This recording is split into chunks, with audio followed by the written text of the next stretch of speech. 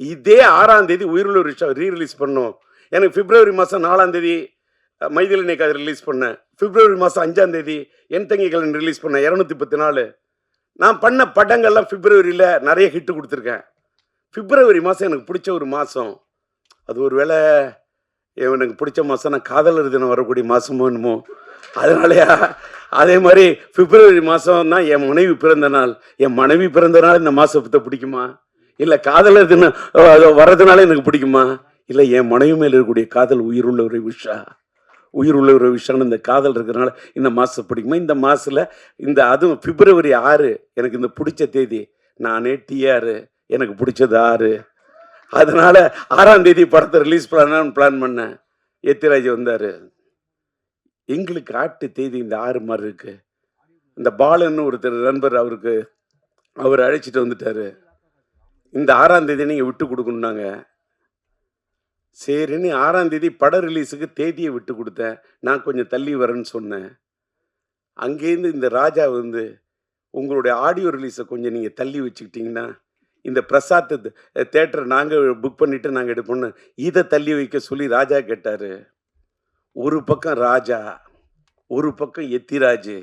எத்திராஜ் பேரில் பார்த்தாலும் ஒரு ராஜா, இந்த பிஆரோட பேரை பார்த்தாலும் ராஜா. ஒருதலை ராகத்தில் கதாநாயகன் பேர் ராஜா. அது மட்டும் இல்லை, என் பேரே உண்மையிலே ராஜா. இந்த பக்கம் ஒரு ராஜா, இந்த பக்கம் ஒரு ராஜா. சரி நீங்களே விழாவை நடத்துங்கன்னு தூவிட்ட ரோஜா.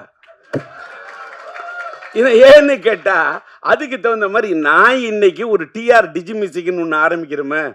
என் பையனோட பிறந்த நாளில் அதை பிறக்க வைப்போம். ஒரு மியூசிக் கம்பெனி. இன்னைக்கு மியூசிக் கம்பெனியில் பெரிய ஏகப்பட்ட பிரச்சனை. அதெல்லாம் பேசுனா தலைப்பு மாறிடும். அதை மறுபடியும் தனியாக பேசுகிறேன். இன்னைக்கு வந்த இடத்துல வந்தது மட்டும் பேசணும். கண்டதையும் பேசுனா அது முறை இல்லை. அதனால கொடுத்துட்டேன். இந்த தேதியும் விட்டு கொடுத்தேன், இந்த இடத்தையும் விட்டு கொடுத்தேன். சார் எனக்காக என்னையும் கொடுத்தேன்.